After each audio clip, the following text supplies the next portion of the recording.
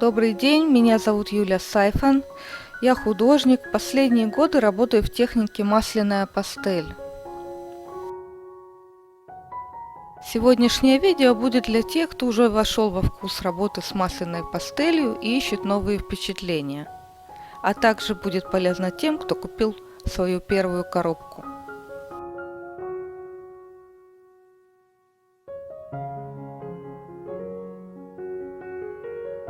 Начну со столь любимой мной крафт-бумаги. На мой вкус, преимущество крафт-бумаги перед любой другой в ее цвете и фактуре.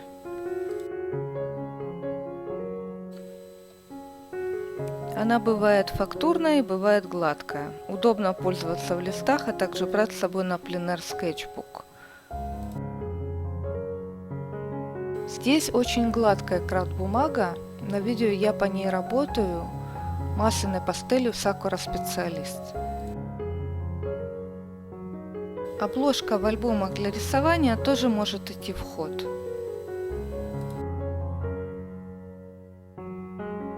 Вот в этом альбоме отличный серый картон.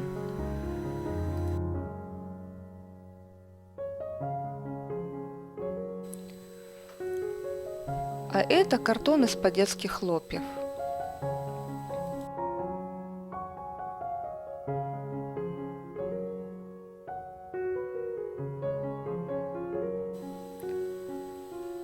Конечно, художественная крафт-бумага лучше всего, но можно использовать и картон вторичной переработки из продуктового магазина.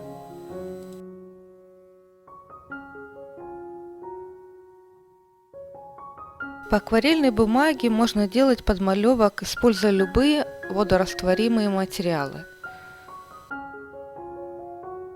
У меня есть видеообзор этого скетчбука, ссылку я оставлю в конце видео. Здесь я использовала соль для создания дополнительной фактуры.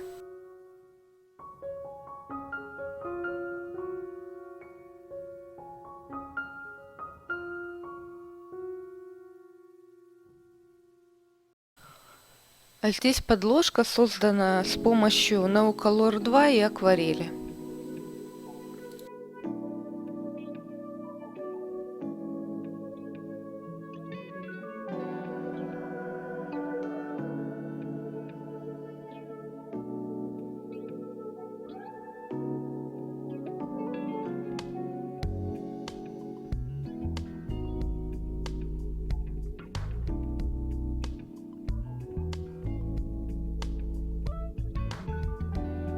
Посмотрите, как работает фактура акварели. Она уникальна и незаменима ничем.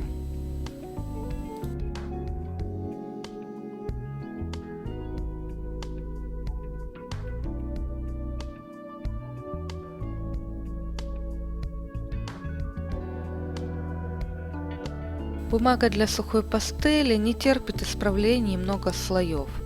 Привычная работа с мастихином на ней невозможна, потому что лист рыхлый и тонкий. Эта бумага хорошо держит сухие материалы, но масляная пастель по консистенции тяжела для нее. На видео самая сухая из масляных пастелей Sakura Specialist. Она неплохо ложится и смешивается на такой поверхности.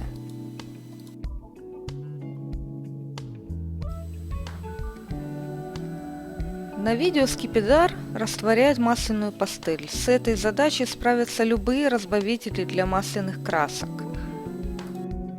Скипидар растворяет связующие мелка и остается пигмент, который выпадает в осадок, почти как эффект грануляции в акварельной живописи.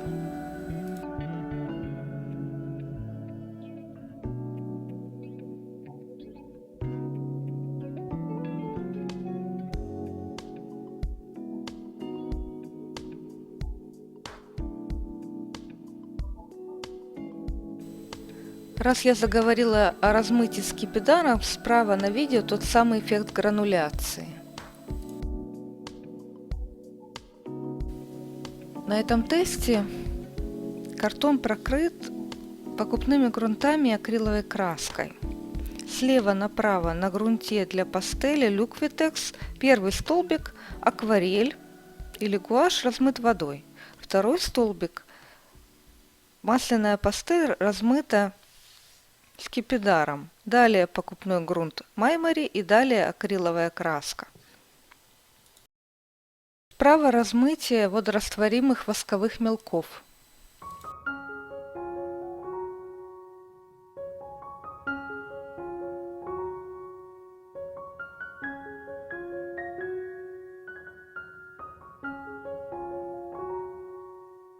Здесь я широкой кистью прохожу скипидаром по масляной пастели.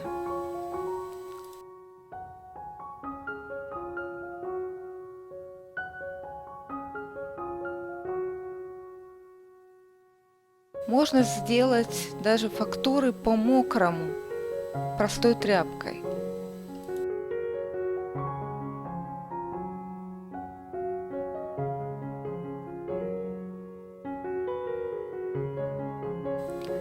В Европе есть сеть супермаркетов для художников. Практически в каждой стране Евросоюза они есть. Это масляная пастель производства сети магазинов Боснер. Она интересна тем, что похожа по консистенции на пластилин. Ей можно писать в технике импасто.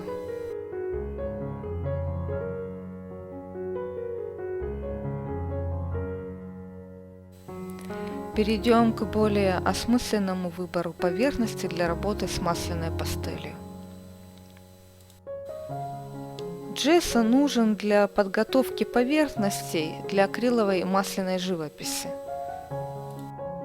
Он есть у каждого производителя красок.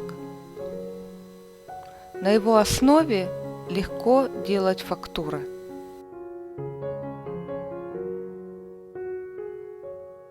Здесь я беру остатки гуаши с палитры и замешиваю с джессо. Это отличная основа для работы с масляной пастелью.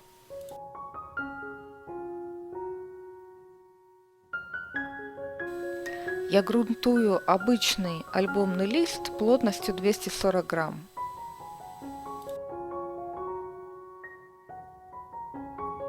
Остатками тонирую страницы скетчбуков.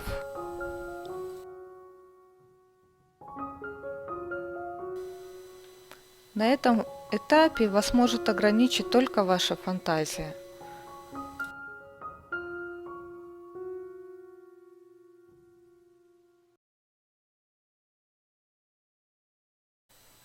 Джессо имеет консистенцию густой сметаны, поэтому им просто управлять. Здесь джессо, окрашенный гуашью. Гуашь сама по себе бархатная, даже если ей прокрыть лист, по нему будет приятно работать масляной пастелью. Но также джессо можно окрасить акриловой краской. После полного высыхания фактуры я прошлась тонким слоем акриловой краски и получился такой эффект. Я немного завидую людям, которые только открывают для себя этот материал, потому что это путь соединения масляной пастели и поверхности. То есть то, что можно получить от этой игры.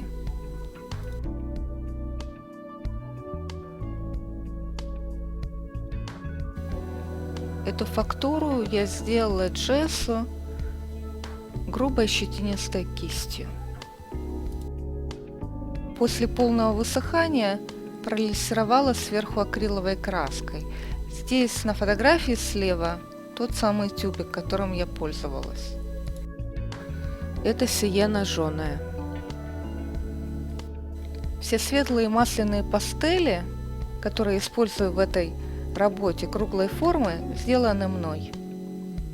На фотографии то, что я добавляю в джессо или акриловую краску, чтобы сделать фактуру. Обо всем этом я постепенно расскажу. То, что нужно знать на данный момент, это то, что тяжелые фактуры который я делаю с помощью песка, требует клея ПВА, чтобы крупинки не осыпались с листа. И есть специальная пыль для пастелей. Она очень легкая, мелкого помола, и ей клей ПВА не требуется. Приступим к замесу грунтов с наполнителями. Желтая на фотографии – это акриловая краска. Также есть джессо, песок и клей ПВА. Во всех грунтах с наполнителем есть единое правило: если больше наполнителя, больше клея ПВА. Здесь я смешиваю пищевую соду, акриловую краску и клей ПВА.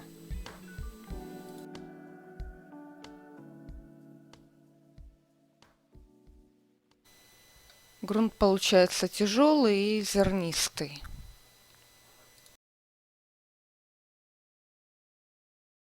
Здесь я использовала жесткие старые мелки, и они очень быстро сточились.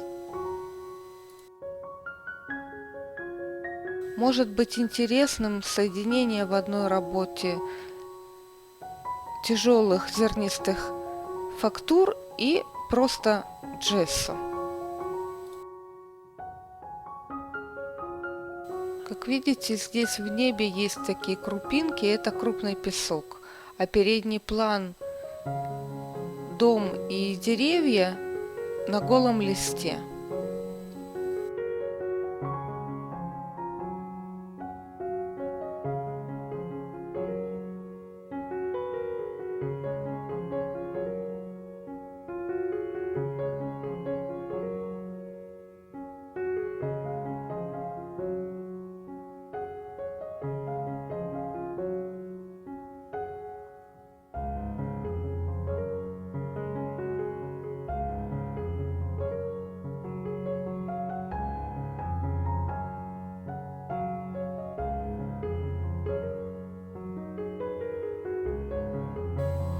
В этой серии работ с маяком я использовала просто джессо и замешала грунт с крупным песком. Все, что было сделано джессо, я наносила щетинистой кистью. Вот эти красивые точки сверху, фактуры песка, это водорастворимая масляная пастель.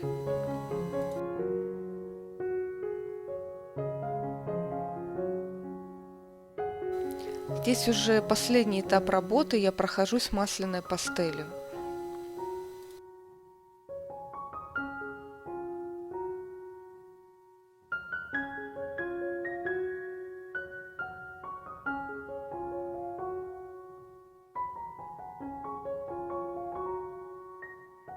И последнее, что я вам хочу сегодня показать, это фактура, которая сделана акрилом,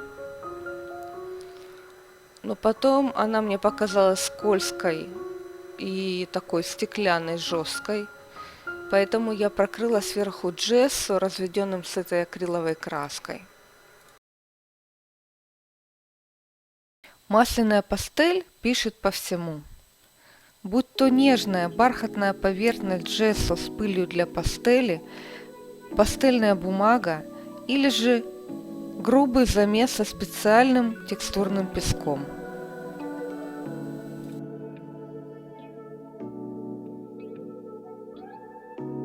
Нет предела фантазии, как и разнообразию поверхностей. Поэтому пробуйте, экспериментируйте. На этом я прощаюсь. Спасибо за внимание.